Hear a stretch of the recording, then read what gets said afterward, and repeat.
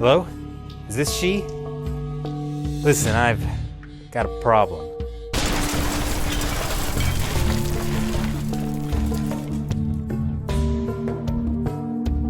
Hi, and welcome to China Uncensored. I'm your host, Chris Chappell. Methamphetamine, also known as crystal meth, glass, ice, and many other street names that I know nothing about. At one time, it was easy to make meth out of ingredients that you could find at the drugstore. Or at least that's what I've heard, having no experience with it myself whatsoever. China has a growing problem with meth, both in the crystal and pill form. Meth is the second most used drug in the country after heroin, and usage is skyrocketing. In 2012 alone, Chinese officials seized more than 16 tons of meth in drug busts. But that's not all. China is a huge manufacturer and exporter of precursor chemicals, the basic chemical ingredients used to make meth. Now, they can also be used to make other not illegal drugs as well, but these chemicals from China are fueling an international drug trade. In recent years, Chinese authorities have launched several high-profile drug-busting operations, but authorities are also looking the other way, or in some cases, are directly involved in the meth trade.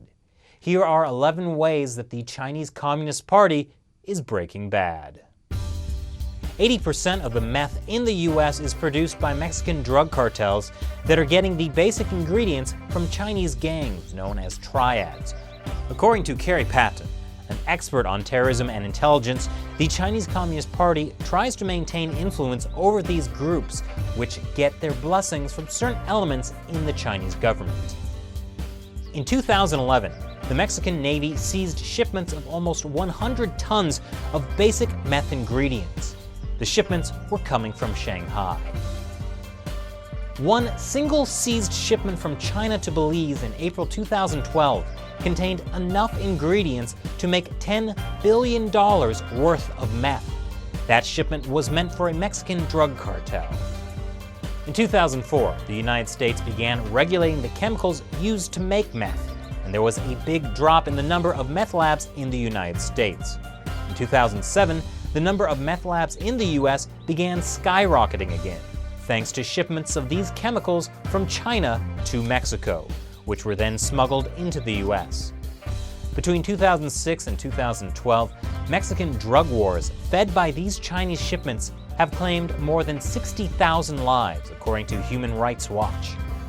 Meth precursor shipments are the #1 issue Mexican officials have raised with the Chinese government. But the Chinese government is not listening. According to Dr. Robert Bunker of the U.S. Army College, Chinese officials can just say these are perfectly legal ingredients that get misused further down the road. It's not their fault. One reason that Chinese officials won't take responsibility. Selling these precursor chemicals to Mexican drug cartels is highly profitable.